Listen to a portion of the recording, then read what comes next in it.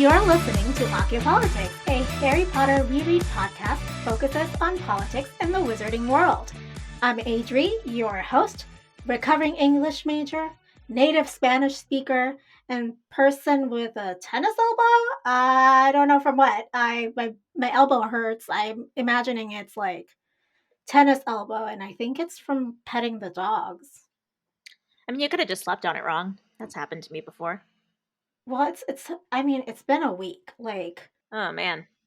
either I'm sleeping on it wrong consistently, even though I don't lay on it. So either, I don't know, maybe like my body's betraying me in the middle of the day. It's like, aha, I got you on the elbow again. Yeah, maybe. Actually, maybe it's like a weird, obscure new symptom of COVID, you know? Elbow Or pain. like working from home pain. That too. You know, we don't know what the long-term effects of COVID are going to be, or, even just quarantining. There could be long-term effects. We don't know. Well, depression, anxiety. All of that is true. Well, anyway, I'm Helene, your co-host, producer, and inspired by this chapter, a proud Snape hater. Loud and proud, baby. We are covering chapter 24 of Order of the Phoenix, and it's titled Occlumency. Yes, this is the one where Harry reluctantly returns to Hogwarts after winter break. Kreacher is oddly joyful while Sirius has become sullen, and Harry has his very first and very unpleasant occlumency lesson with Snape. Oof. And this is the time and space where we thank our lovely patrons for making this show happen. As I said last week, listeners, patrons, you are the door that is keeping us afloat The on door. this podcasting ocean. Oh my goodness. The ocean of podcasting. You are the door. And we'll never let go. No, never. And that is a Titanic reference for those of you who were probably born in 1995. Well, that's the thing. On that meeting that I had today, I was telling you about, he was talking about how he's been in the industry so long that one of the first projects he worked on was Titanic. And he was like, you probably don't even remember that movie, do you? And I'm like, of course I remember Titanic. Who doesn't remember Titanic? Like, Kids these days, Helene. I guess. I was like, okay, yeah, I was born in 1993, so I was only 2 when it came out, but that doesn't mean I didn't watch it tons of times as a youth, adolescent, and adult. Come on, it's Titanic. As a youth, I remember how it came in 2 different VHS cassette tapes. Right, yeah, and you had to switch out the tape. If you just watched part 1, like one of the VHS tapes, such a beautiful love story. Yeah, part 2, you're just gonna cry all part 2. Part 1, wonderful rom-com. Part 2, terrible drama that pulls at all the heartstrings. Yeah, definitely a tragedy. Yes. I was a big fan of part 1. Part 2 made me very sad. I mean, that's the part where spoiler alert, that's the part where the boat sinks. What? I know. I am blown away. Blown away. Yeah, spoiler alert. Patrons, listeners, if you don't want Titanic spoiled for you, sorry. Just ruined it. It only has been 25 years, 26. Oh, I was going to say, it's been like 110 years since the Titanic. The Titanic sank. Movie. I know. I realized what you meant after. I was like, 25 years. The Titanic sank in 1912. Oh, you meant the movie. Oh man, no, we've already gotten on a Titanic tangent, and we haven't even gotten through thanking our patrons. It's okay. Hello again, patrons and listeners alike. You support us, and we're really, really glad that you do, because like we've said before, putting out this podcast requires subscription fees for things, and we gotta pay those. So True. Thank you so much for that. And if you, listener who is not part of our lovely door in the middle of the ocean, want to support us, you can head over to patreon.com/Ocupolitics and you can join our exclusive club. If you too want to be a door. This is getting Anyway. out of control, Helene. Please take over. Yes, $2 a month will get you access to bonus content for every episode, and $5 a month and $10 a month tiers are going to get you some amazing physical rewards every 3 months. So be on the lookout for that. And within those physical rewards, you have Potter podcast inspired stickers and Potter inspired recipes. And for today's Patreon exclusive content, we are imagining, in the vein of 9 Habits of Highly Effective People or Successful People, what the Weasley twins can teach us about successful entrepreneurship in the wizarding world. This is not the art of the deal, folks. It's gonna be a wild ride. Yes. But for now, it's time for our Potter Watch segment where we discuss some of the latest news in the United States. Potter Watch, what the Ministry doesn't want you to know. Helene, it has been another week. Yes. Yes. What are we talking about today? The first thing I have on here is that the Supreme Court rejected Trump's attempt to shield his taxes from the Manhattan District Attorney's Office. And so it was a request to shield his taxes, and they rejected it. That the ruling clears the way for the DA, Cyrus Vance, to enforce a grand jury subpoena for his tax records. And so at issue is whether the Trump Corporation artificially inflated the value of his properties to get the best possible loans. And now that the Supreme Court has cleared the way to them being able to get his tax records, I feel like there's going to be some legal crap going down for Trump here soon. Fingers all the way crossed. Yeah, we'll see. It's always nice to hear that Trump lost in something. Well, speaking of Trump-like characters, we have been introduced to Marjorie Taylor Greene, right? Yeah. And it turns out that a close ally and friend of hers, Anthony Aguero, was one of the people in the Capitol mob. And now they're, her team's trying to desperately, untie any ties between them on social media. Oh, of course. But CNN, they got the receipts. Right. They're so close that when Greene was temporarily banned from her personal Facebook page in May 2019, yeah, she used his page to live stream. Well, there you go. That's pretty telling right there. I don't think you need much more evidence than that. Well, there's also videos where she has been, recorded saying that Anthony Aguero is amazing and a friend.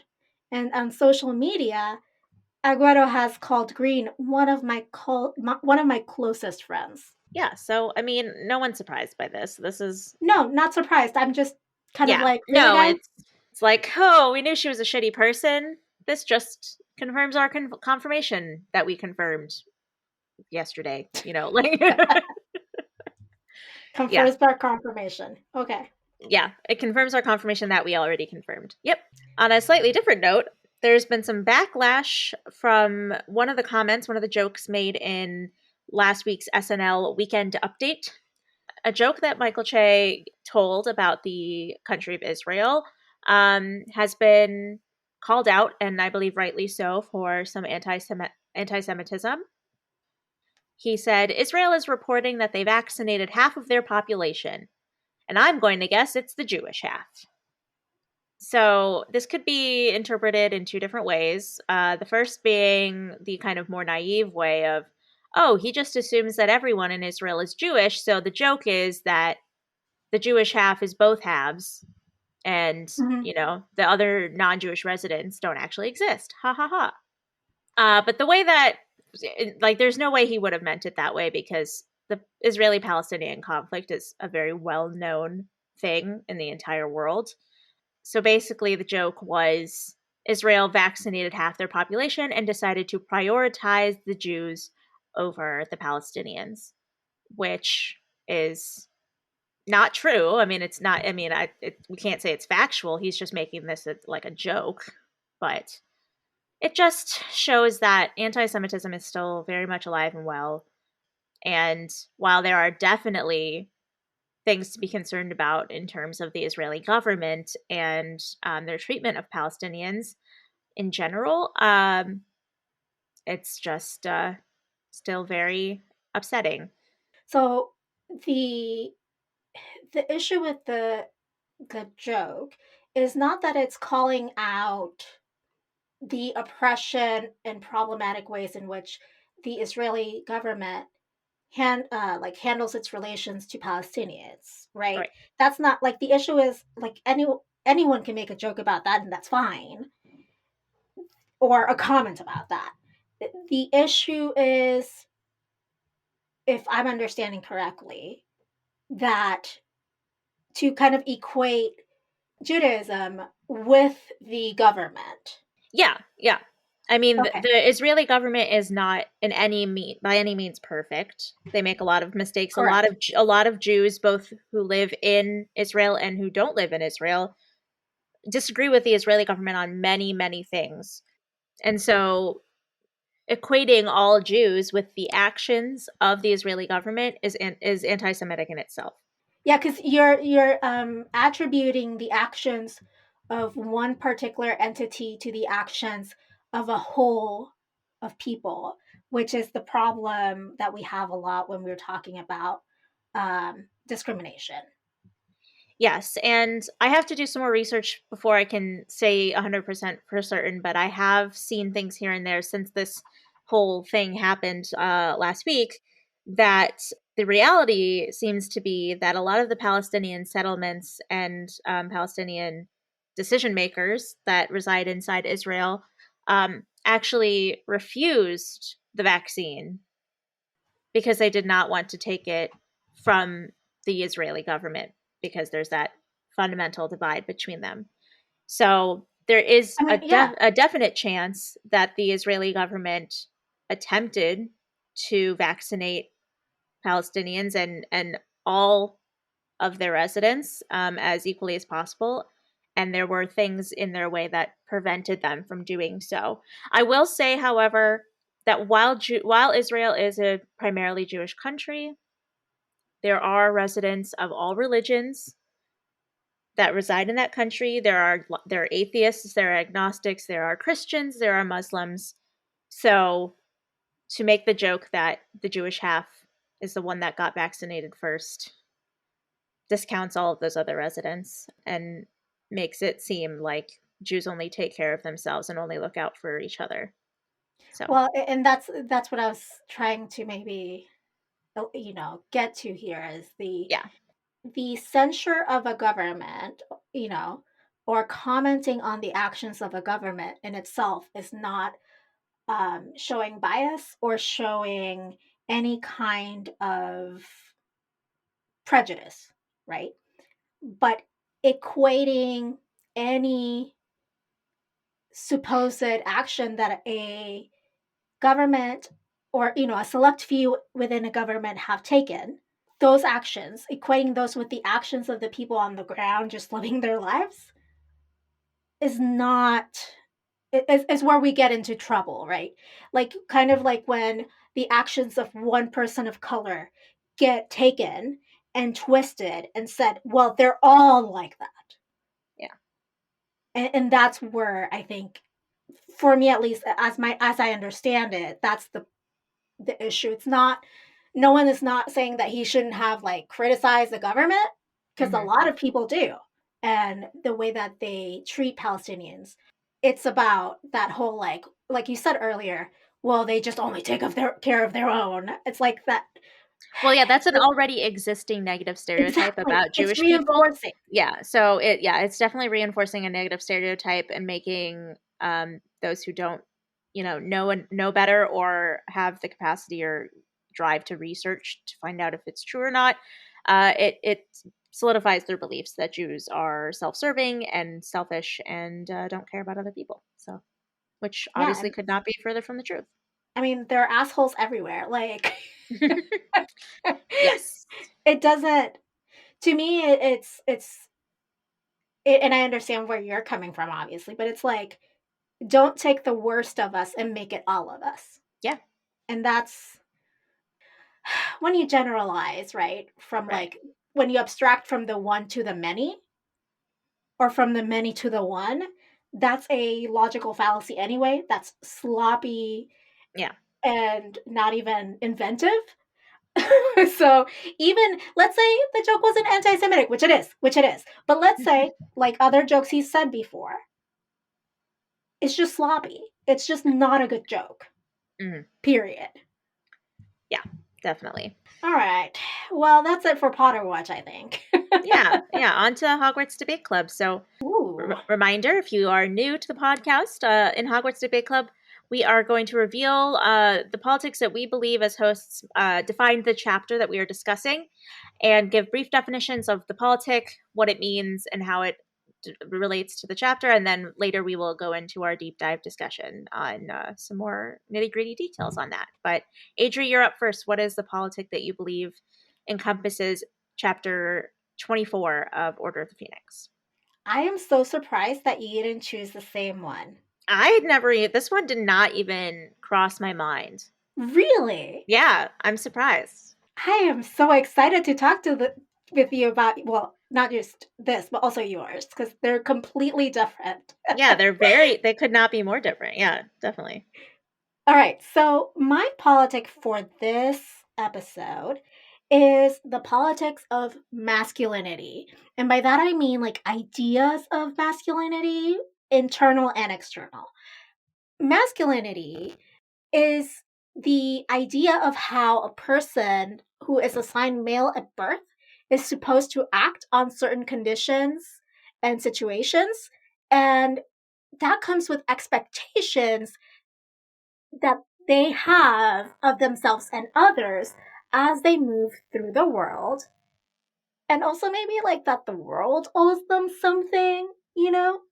It's also like an idea of being the aggressor, the most dominant person in the room, the best. Like you're just always in competition in order to stand out from other men. But also, like, women are below you, so whatever.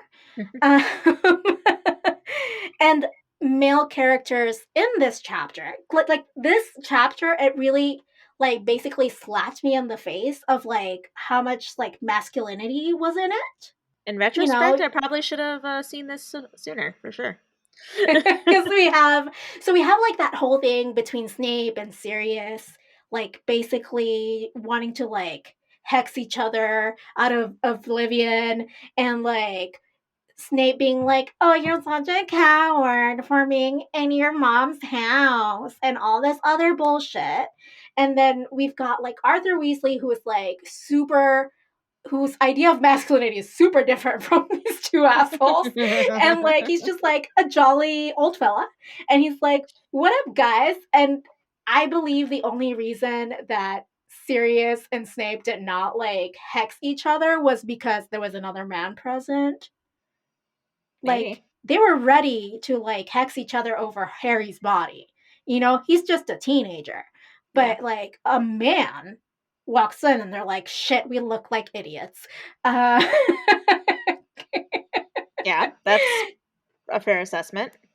And then we have like this idea of masculinity that Harry is navigating through the chapter, like with Cho and like with other orders, with other members of the DA, and also the way in which Snape and Harry interact during their lesson is also like a display of their idea or of their different ideas of masculinity. So yeah, that's kind of where I'm coming from. Yeah, it's good. I definitely didn't pick up on it while reading. I do like I said, usually when I try to pick a politic, like my mind kind of latches on to like even if it's just like the like little tiny inkling of an idea, I'm like, "Ooh, I think I can tie this in somehow, but I'm not sure how yet." And then like my mind kind of like can't get away from that. Yeah. So my mind kind of latched on to the idea of privacy at the I'm very so excited to beginning. talk to you about that. Yeah. Yeah, and I couldn't really figure out how I was gonna make it work as my like to make it like my politic in the chapter because I don't know. It's such a weird, convoluted like concept in the series in this chapter alone too. So I went with protection of privacy. I was kind of like wavering between just privacy, protection of privacy, and violation of privacy because they all, are prominent in the chapter. But I went with protection of privacy because in general, occlumency is the practice of protecting your own privacy from people who are attempting to penetrate your mind with legitimacy. So in his occlumency lessons with Snape, Harry is being taught how to protect himself and his privacy from Voldemort, from legitimacy, but in the process, Snape is able to gain access to his private thoughts and therefore is violating his privacy by not giving him the proper tools, which I'm going to get to because it pisses me off, needed to learn how to protect himself. So, in the process of Snape trying to teach him how to protect his privacy, he obviously violates his privacy, which Harry is not very happy about. And obviously, we will see in a later chapter when they're back at occlumency lessons and Harry somehow is able to flip the spell on its head and accidentally violates Snape's privacy, how Snape reacts to that, and just the reaction of both of their reactions to their privacy being violated is really interesting in this chapter. So it's still not a fully like baked idea in my mind. I know there's something there, and I know that there's something to be talked about, but it's just so hard for me to like fully imagine what I'm trying to say about privacy in the chapter. If I'm kind of vibing right off of what you were saying, Yeah. I'm also thinking about creatures' privacy and how like Harry is like, I don't know, man. I think he's too much in a good mood to have just been in the attic searching for things and creatures like being very secretive and private about it. And like Sirius is just like, whatever, man. Totally makes sense. And Harry kind of wants to tell Sirius about it. But there's this like, should I not? And I don't think he thinks about it in terms of like, am I violating creatures' privacy? Yeah. But it could be seen that way. Maybe. If he really, yeah. if he really snitch on creature, you know? Yeah. And it actually also brings up the question, are house elves entitled to privacy? I'm imagining not in this world. And Should well, they I have mean, privacy? Yes. they're metaphors for, slaves. So absolutely, yes. They're living creatures who should have all the rights, obviously. But in the mind of a wizard who owns a house elf, they would probably say no. Exactly, that's what I'm saying. And within the context of the wizarding world, I do not believe that a house elf would have the rights to privacy. I mean, Harry barely has the right to privacy as an underage wizard.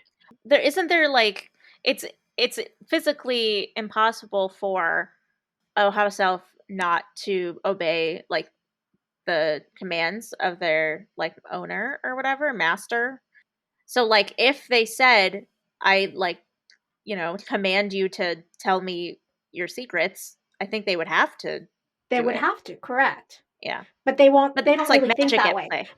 But yeah, but then like wizards, I don't think of house elves as having as being cunning enough or having enough wherewithal to have secrets from them, which is where the wizard's self-importance, right, bites them in the ass eventually.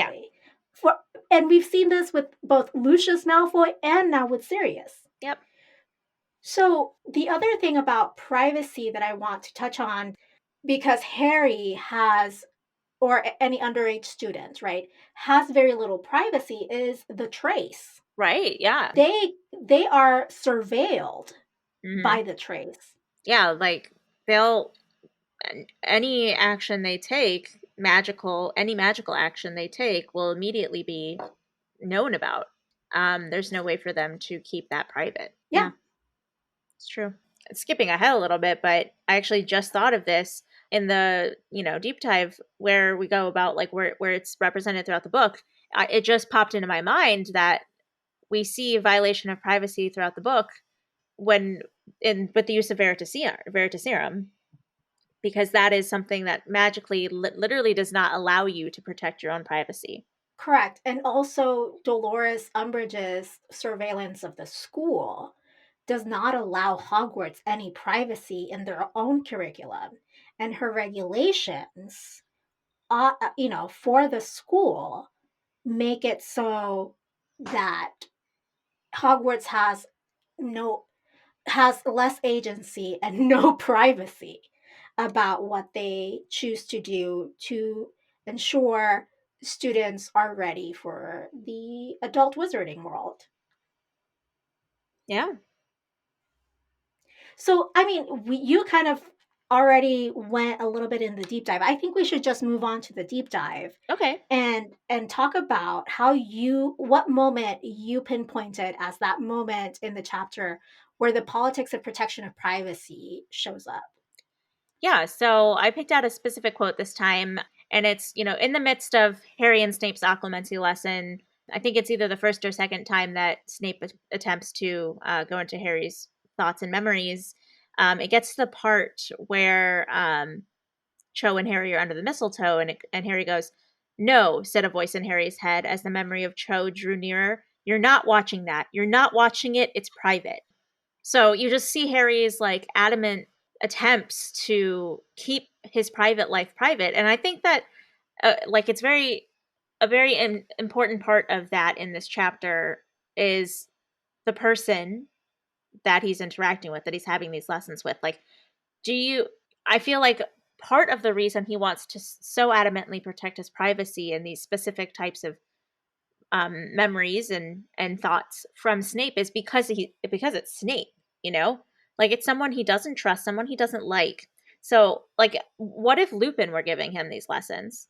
Would he be as embarrassed or as annoyed if Lupin ended up accidentally seeing a memory of him and Cho kissing? No, I don't think he. I mean, Well, he might be, probably but not enraged, but embarrassed, yes. yeah, I mean, but like Lupin is someone he trusts, someone who he knows has his best interests at heart, someone who he knows isn't gonna use this against him in the future or like make fun of him for it. Well, and I also don't think Lupin would just be like, "Hey, just guard yourself," without providing any context and Exactly. being like, "Oh, and here you go. You're in the middle Yeah. of the ocean with sharks. Just swim." Yeah, no, and I'll get to that in my Dementor for sure, because I have a lot to say about how Snape is attempting to teach him these things. Snape always doing the bare minimum. Telling you.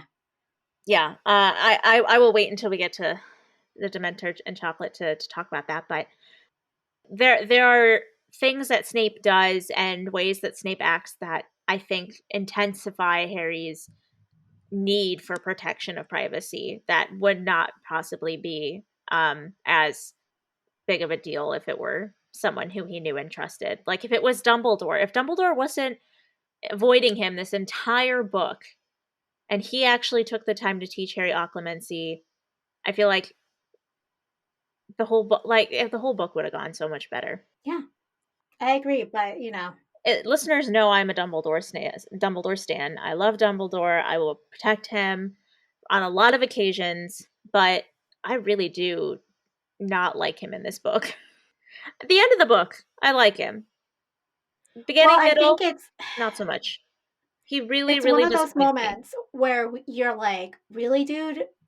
I understand that maybe there's no one other than yourself at Hogwarts who could teach that other than Snape. But have you thought of the emotional consequences of that decision? And I don't think he did. I mean, he might have, but I think in the end, for some reason, he's stuck on this whole like I cannot come into contact with Harry because something awful might happen without stopping to think like, maybe there's a way to work with that. Maybe there's a way to work around that. Maybe there's a way to fix it. And instead of completely shutting this very vulnerable boy out of your life when he needs you most, maybe you try to find another way. you're smart, you're extremely intelligent, extremely capable. I'm sure that you could have figured out something else, but right now he's just like, no contact whatsoever. I can't risk it. So I'm just gonna, Harry will be fine with Snape. Like, no, no, he won't. I think this is also a good reminder to all of us, right? That Right, no matter how bright and exceptional a person is, they still have blind spots. right, yes, And you can try to do the absolute best you can and still have unintended consequences to the people you're trying to help. And that sucks, but it's life. yeah. So, Nobody, including Dumbledore, is perfect. Nobody, including Dumbledore. I mean, speak for yourself. Um, just kidding. So, I gather that the character you believe embodies your politics the most is Snape. Yeah, so I did say Snape because while I did specifically pick protection of privacy, not violation of privacy for my politic, and while Snape definitely embodies violation of privacy in this chapter, um, I mean, the whole chapter is about him trying and failing to teach Harry the protection of privacy, how to protect his privacy, not just from him, but from Voldemort. And while I hate Snape with every fiber of my being, he is definitely 100% only doing this because Dumbledore told him he had to, at least he's doing it. Well, I hear what you're saying. And also, I would like to add that perhaps he could also embody the politics of protection of privacy when he takes out his own memories and puts them in the pensive so that Harry cannot access those should he like reverse the tables Yeah. on him. Yeah, he's protecting his own privacy by doing that. Yeah. Yeah. I can't remember because it's been Well, so long since I read these chapters, but like I can't remember if in the later chapter when Harry does successfully do that and he sees like the Marauders and them torturing Snape and all of that. I can't remember if Snape does remove his memories and put them in the pensieve first and that just didn't do anything or if he just forgot to do it or can't remember how that impacts that, but well, listeners, wait a few weeks to find yeah, out. stay tuned. We'll get to that chapter eventually. So what about you? What was the quarter moment that embodied the politic of masculinity the most for you in this chapter? All right, so I actually have a quote this time. What? Not just Ooh, like a summary of a moment. yeah, go ahead. We both did quotes this week. Look at that. Okay, it says, then you will find yourself easy prey for the Dark Lord, said Snape savagely. Fools who wear their hearts proudly on their sleeves, who cannot control their emotions, who wallow in sad memories and allow themselves to be provoked this easily. Weak people, in other words. They stand no chance against his powers. He will penetrate your mind with absurd ease, Potter. I am not weak, said Harry in a low voice, fury now pumping through him so that he thought he might attack Snape in a moment. Then prove it. Master yourself, spat Snape. Control your anger, discipline your mind. We shall try again. Get ready now. So, what we see in this quote are a few different things, actually, in terms of the politics of masculinity. Yeah. So, first off, we have Snape telling Harry that people who cannot control, quote unquote, their themselves and their emotions, and who are, for lack of a better word, emotional or like, Hysterical. so qualities often associated with women, right? Yes. Yeah. Wearing your heart on your sleeve is a quality that is often associated with women because men are supposed to be stoic and whatnot. Yeah. Not allowed to show emotion. Exactly. So he is telling Harry, stop being. Unless it's anger. Sorry. Correct. But he did say, control your anger as well. True. So for Snape, the idea of masculinity is control. And we can see this throughout the series. Like, he's a person who wants to control not just only himself, but everything and everyone around him to serve his ideals. Mm-hmm. And Harry is feeling all the feelings in this book because he has PTSD. He has, hormones. He has all this trauma and bullshit and no like real mental health help, Nope. right? So Nope. he has fury now pumping through him.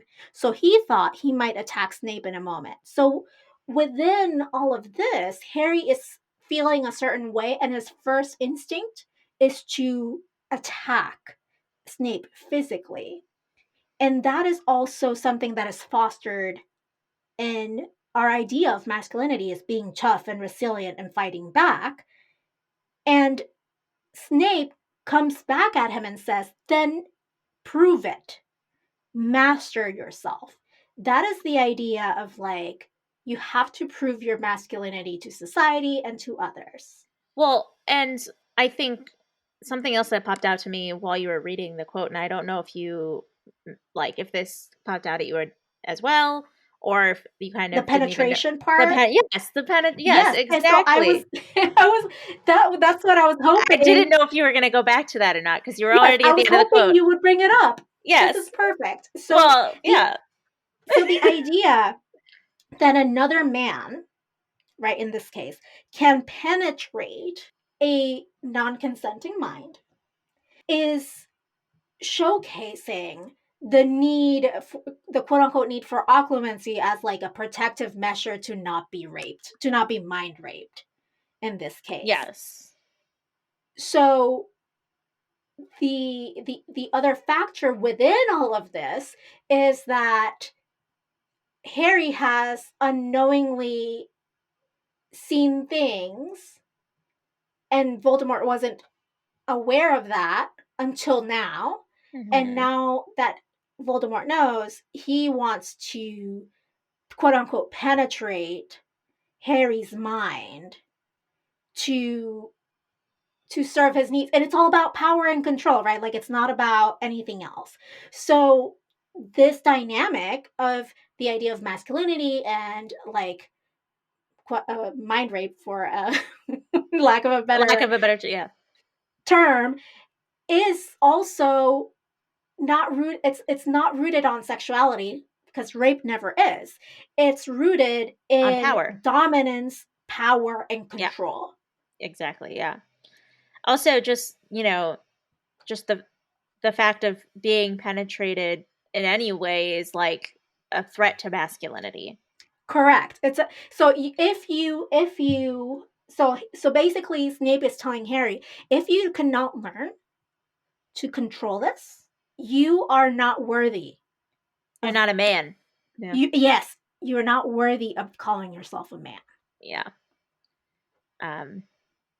Yeah. I mean, oof, it's a deep one.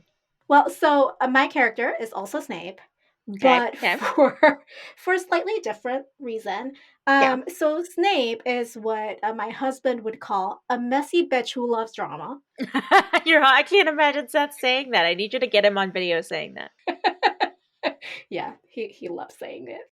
So Snape, as the quote messy bitch who loves drama, end quote, is trying to like start shit with Sirius, like around their own like fragile masculinities, and like being like, oh, you're stuck in your mama's home. Ooh, I'm out there doing like all the real work. You're just a coward. And like this is like incitement. It incites in both of them the idea of like, we must fight to prove masculinity and to prove that we are worthy or whatever. And like Carrie's like, guys, please, in between them, like, can we not? Yeah, I mean, like that whole part is like basically a dick fight. Like, just pull out your dicks already, and because like this is what you're doing. Just measure them. It's fine. And in this chapter, he's also, like we talked about, telling Harry that he has to keep his emotions under control, and also he's just a jackass for no good reason. Like, I mean, he always is. Where is it that we conflate masculinity with being unkind? How do we conflate mental toughness with being a dick? Like, lack honestly, of empathy, lack of sympathy. So like, yeah. How do we conflate being kind with being soft and vulnerable and a woman or whatever? Well, because women are the ones that are more likely to outwardly act kind, and therefore it's a womanly trait, and it's not masculine. That's some bullshit. I know. One, that is some bullshit, because I mean, I have personally met people of both genders, Better dicks. assigned at birth or not, who are real dicks. Yeah. And Yep. and women are, though, I will say, I will concede that women are socialized in a certain way to value those qualities in others and themselves, like the at least outward acts of kindness and softness or whatever. But where I think we fall short as society, among many other ways we fall short, is equating, not equating, I'm sorry, is saying that kindness is the opposite of mental toughness. Yeah. Where you can be both kind and mentally tough, and you could be kind and have boundaries, and you can be kind and empathetic without being a bleeding heart. Yeah. Being a dick is separate from being tough. Yeah. You said it. Anyway, throughout the book, I was thinking about this in like a bigger, like if this is a book where I'm thinking about masculinity and the politics of masculinity. Well, we have the whole thing about like Dumbledore not wanting to connect with Harry and Harry being very like confused about what that's about. And also Harry is in an integral part of his adolescence.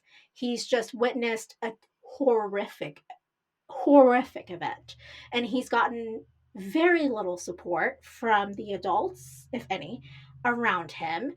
And I often wonder if that's because he's a boy, right? Like men suck it up, you know? And Harry is navigating masculinity in this book more so even than Goblet of Fire, which is where I think he starts like navigating his own like masculinity in a way, because he, you know, we get like he has a crush on Cho and he needs to prove himself in the tournament and whatever. Yeah.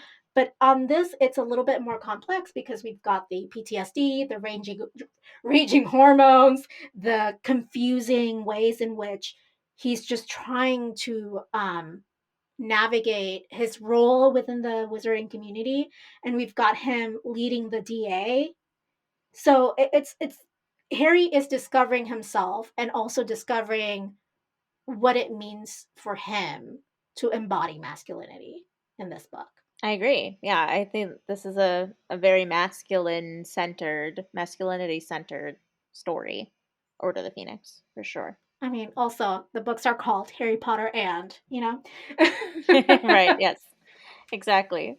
Well, speaking of masculinity and things we don't like. You always have some sort of transition ready, don't you? It's off the cuff, but you know. Which reminds me of Ted Cruz, our favorite Dementor. Or as I didn't realize was a thing until after we recorded, Fled Cruz. I didn't know that was a thing people were saying. I died. Beautiful, beautiful. So, who is your Ted Cruz on this chapter? Snape is definitely my Ted Cruz. This chapter. Okay, so I'm gonna get into. So he's a fucking awful teacher. Everybody, like, I've heard people conflate the fact that he knows the subject of which he is teaching very well with meaning that he is a good teacher. He's not a good teacher. Yeah, he's not a good teacher. He knows potions and he knows occlumency. He knows those things very well. He could be considered an expert in both of those subjects. Just because you're an expert in the subject does not mean that you are a good teacher. Just like, and he does this in his potions lessons too, but he definitely did it in this chapter. He just tells his students to do something. Go do it. But he doesn't give them the proper tools that they would need to learn how to do it. So, like, in this chapter, we see Snape, he's just like, protect your mind, clear your mind, control your emotions. But, like, you know, rid yourself of all your emotions, whatever it is. But he, like, I mean, there are ways to get to that point that Harry does not have the tools to learn how to do it yet. So, like, you need to teach him how to rid himself of all of his emotions, how to control his anger, how to do all that stuff, because you can't just tell him to do it and expect him to know how.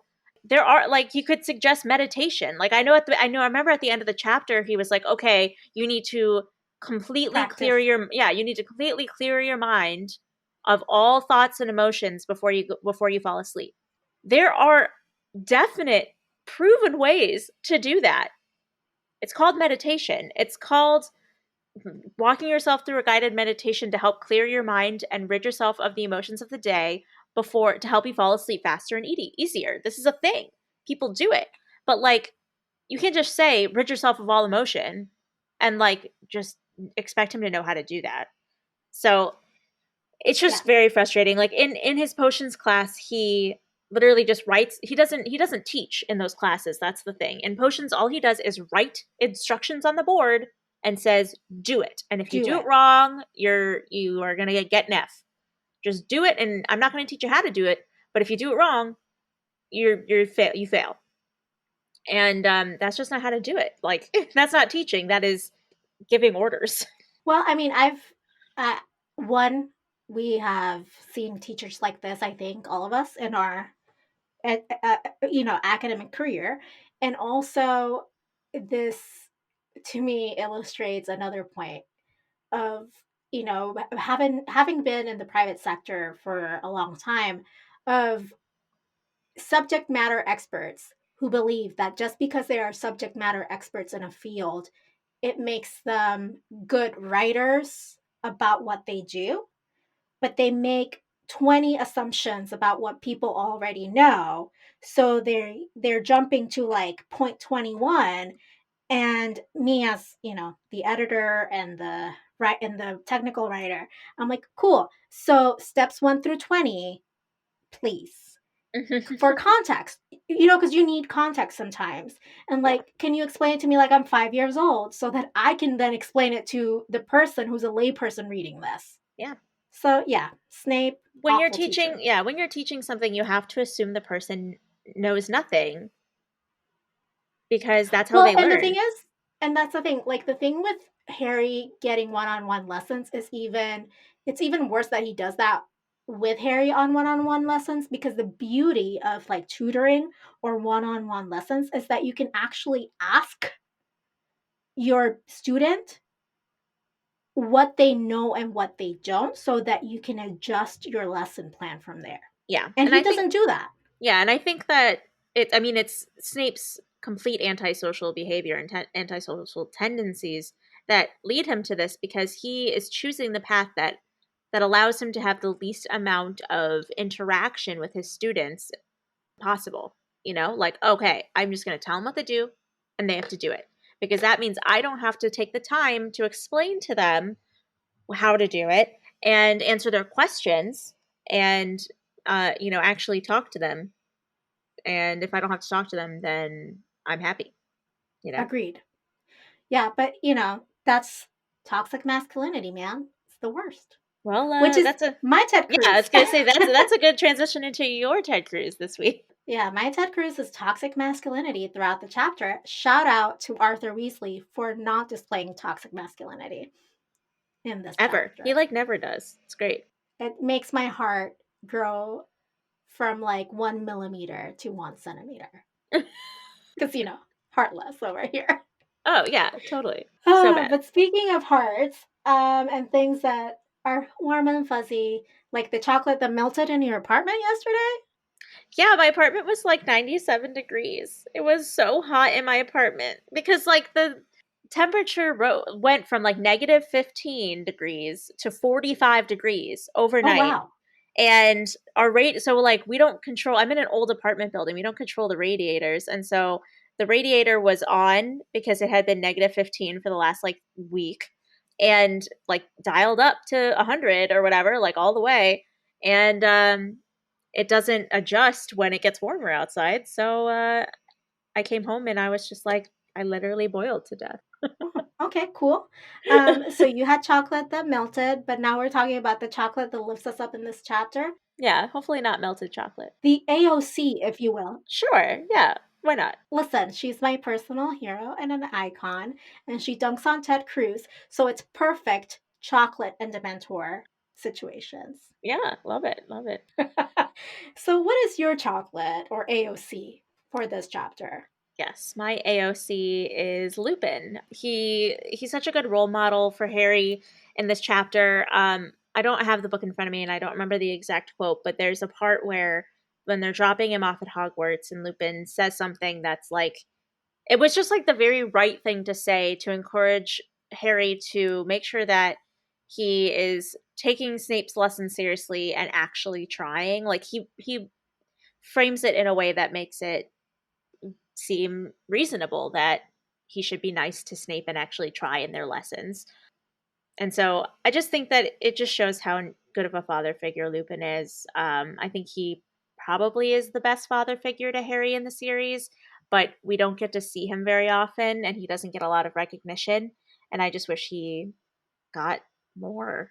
He's great. I love Lupin. Same over here, but that is not my AOC. My AOC is like like small thing moment in the chapter where Cho's like really smoothly hinting to Harry that they should go out on Valentine's Day. Oh man, I'm not a Cho fan, so I don't know if she'll ever be my chocolate, but I love that she's yours. Well, it's not that she is my chocolate forever. Like she's not my Yeah. AOC forever, obviously, but I just really liked like the initiative Yeah. of like being a go-getter, being a feminist about it. Yeah, and I love when Harry like he just is like, "Oh, I like," he just assumes that she's going to ask when the next DA meeting is, and when he realizes like just the fact that he realizes that she was trying to ask him out, cuz he would like he's so clueless. So I'm cute. surprised that he did not need Hermione there right next to him to tell To draw him a like, map? yeah. Hey, by the way, Harry, she was trying to ask you out for Valentine's Day, you idiot. Like I am very surprised he actually caught onto that on his own. Like good for you, Oh, Harry. same. The But emotional also, intelligence is building. slowly but surely. I literally was just thinking that exact same thing. I was thinking slowly but surely, and then you said it, and that was just crazy. Okay. My psychic powers strike again. Right. No, you definitely are psychic. Stop. All right, so let's talk not things that will be happening in the future, but we kind of are. I don't know. Let's talk about this week's question because we usually end our discussion with a question we want to ask our listeners this week relating to the chapter. And I was curious, and based on also our patron Lucy's comment on our super secret Facebook group only for patrons, become a patron at patreon.com/accupolitics. So we were wondering, how do Snape and Lupin compare as one-on-one teachers for Harry? Yeah, so to give context, Harry has one-on-one private lessons with both of these teachers at one point in the series. Lupin in Prisoner of Azkaban when he is learning how to do the Patronus charm, and of course in this chapter and future chapters in Order of the Phoenix where Snape is teaching Harry occlumency. So how do those different one-on-one private tutoring, I guess you could say, experiences compare, and what makes them different between, the different teachers? Well, and I hope everyone keeps in mind that at that point in Prisoner of Azkaban, Harry didn't know that Lupin and his dad were really good friends. True. So it's not like he had like a built-in trust of knowing that you were my dad's friend. Yeah. Right now he was just, a new DA teacher that he seemed to enjoy his lessons. So Yeah, so it was completely divorced from the idea of familial and, social relationships. yeah, solely like teacher on and student interaction. Definitely. Yeah, so looking at both those instances, kind of like how do they compare? And obviously, Helene and I think that Lupin is more effective as a one-on-one teacher and as a teacher in general. But I just wonder what kind of insights our listeners would have about comparing those two instances. Yes, please let us know. Write to us at aciopolitics@gmail.com, or, add us on Twitter, add us on Instagram, comment on Facebook, do whatever you want to do, DM us, whatever. Just let us know. We want to hear your responses, please. Oh, I'm so excited for this. I know, me too. Speaking of things that have us feeling a certain way, Helene, please share with the group, with the class, if Yes. you will, All right. the media that you've been consuming. All right, yeah. So, as those who have been listening for the last few weeks, I have been really into WandaVision, and not this last episode. Okay, well, actually, by the time this episode comes out, a new WandaVision episode will have come out. Okay, like 2 episodes ago, episode 6 of WandaVision, the one that was supposed to be based in the 90s, that opening theme song credit thing really inspired me to go watch something that I can't believe I'd never watched before, and that is Malcolm in the Middle.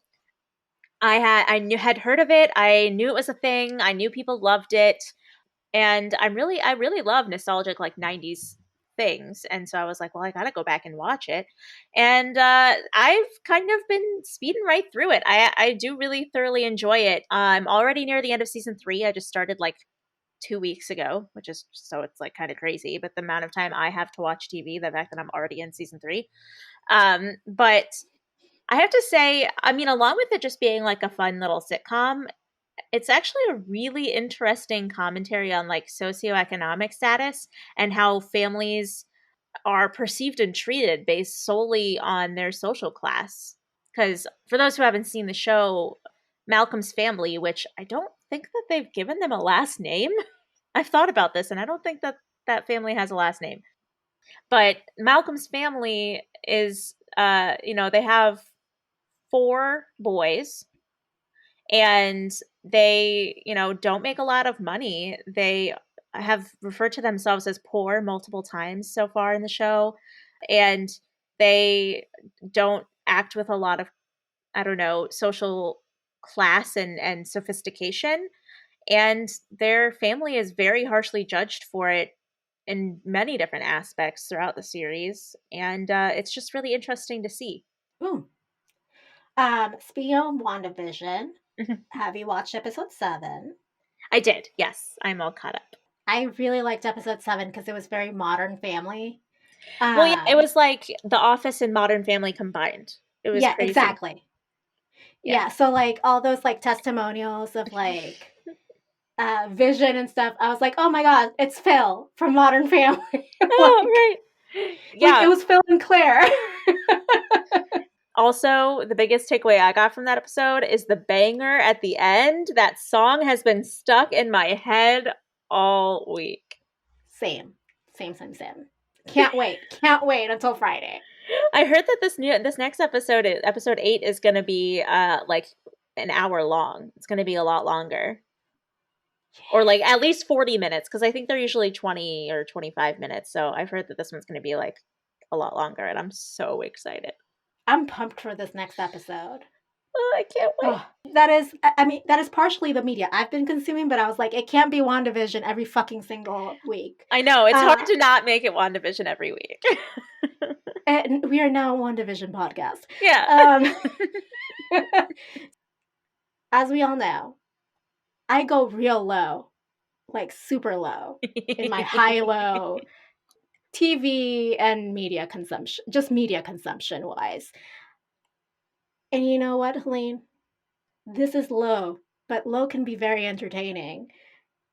The newest season of The Real Housewives of New Jersey has dropped on Bravo.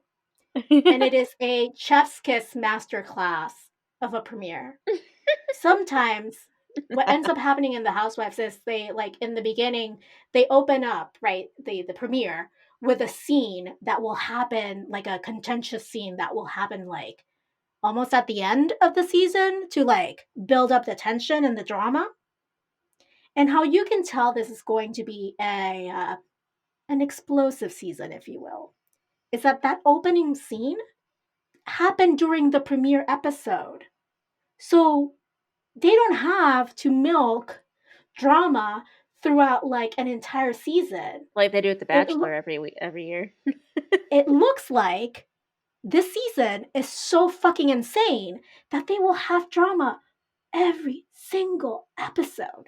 Crazy. Absolutely crazy.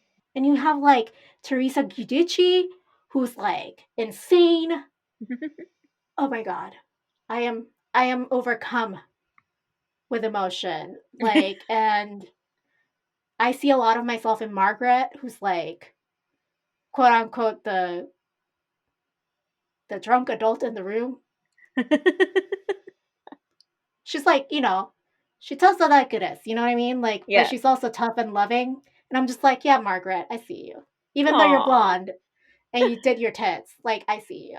Aw.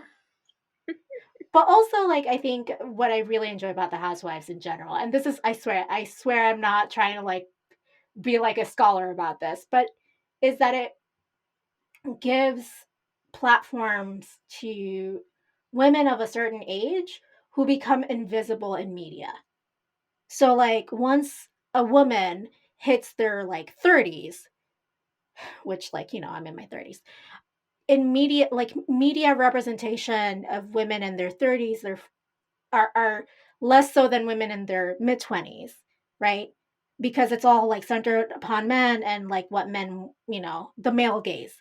And as women begin to age and like become mothers or not, and just begin to age in their 40s and 50s, that's when kind of like women become just invisible in media. So to have a set of shows that are focusing on women of that age bracket, even though they have money or whatever, like, Yeah. is a little bit, I mean, it's not like super revolutionary, but it's a welcome addition to the media landscape, for me at least. Because it's not like, oh, my 600-pound life, like it's not looking at them. It's still looking at them from like an exaggerated lens, but not from like a pitying lens, if that Mm-hmm. makes sense. No, yeah. And the other thing that I'm actually reading a book right now, and it's called Joy at Work, and it's by Marie Kondo, the person that convinced us to throw everything out. But this one's focused on like productivity at work and like how to declutter your work life to make it more useful to you. So Okay. it talks about actual clutter, but it also talks about mental clutter, which is one Okay. of the things that drains us so much. And she also has the book is co-authored with an organizational psychologist, and he has a lot of insight and into and input into, like, listen, like this is why this works, and make it work for you in these ways. Like he gives you a lot of ideas. Like one of the best example I can give you so far from where I am in the book is like he says, organizing your inbox may seem like a stupid thing or like something that takes too much time, but if and setting times for you to check your email instead of being constantly on the alert for emails, like many of us are. I don't know if that happens to you. Like you're like, oh my God, like did an email come in or not when you're in the middle of a task? When you are, when you open an email and read it and think like, okay, what do I have to do with this? And then get back to your task, it's going to take you at least 26 minutes or up to 26 minutes to get back to where you were on that task. So it's telling you to just ignore emails until you're done with your task? Well, it's telling you to set to communicate to your supervisor and the people who communicate with you. These are my email office hours, and if you need me for something urgent, please call me. Okay. And it's just setting aside a portion of your time, like at the beginning of the day, at the end of the day, or wherever it fits in your schedule, as dedicated email time, and the rest you can focus on work. That sounds very interesting. I probably would benefit from that sort of like restructuring of thinking because I do let work get to me quite a bit in many different ways. Yeah, I mean, I had even actually started doing the email thing even before I was reading the book, but I hadn't really communicated it or set a time aside, so that I need to still do that. But the reason I was doing it is because I use the Pomodoro method, which is like work on one task 25 minutes, take a 5-minute break, 25 minutes on one single task. And you can't like let yourself be dragged into something else. The idea being, as a person with ADHD, right?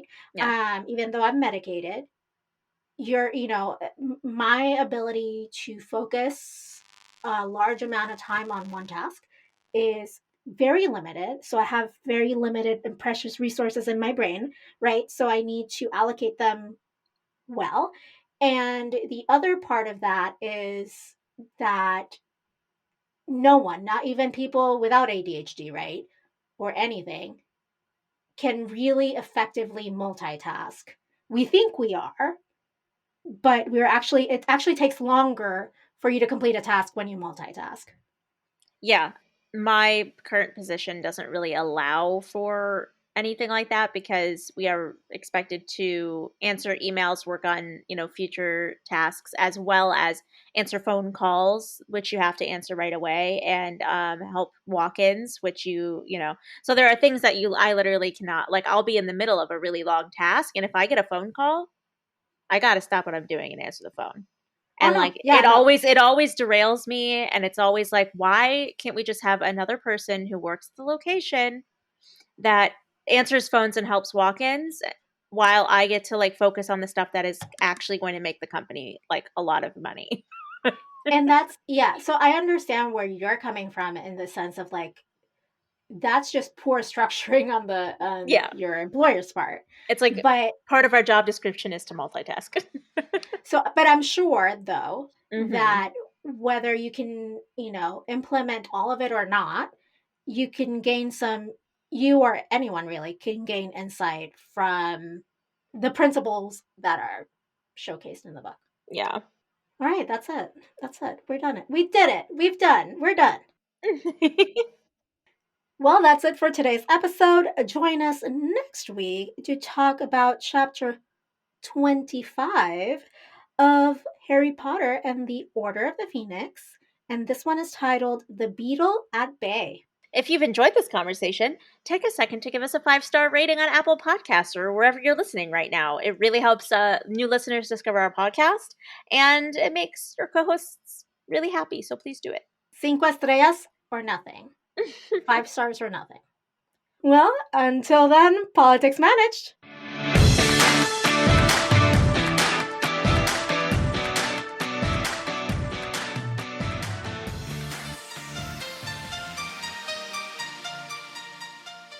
Support this show by going to patreon.com/OccioPolitics. Our patrons keep this show going. You can find us online at OccioPolitics.com, and we are at OccioPolitics on Twitter, Facebook, and Instagram. You can email us your thoughts at info@OccioPolitics.com. Leave us a voicemail at 915-996-1699. And you might just hear yourself on the podcast. Adriana Wilson is the founder and creative director of the podcast. Helene Karp is the producer and social media manager. Allison Pullman is the audio wizard and editor who makes us sound so good. Cover art and physical rewards are designed by Adriana Wilson. The views expressed by the hosts and guests are expressly their own and not representative of their employers or associates. OccioPolitics is part of the MuggleNet family of podcasts.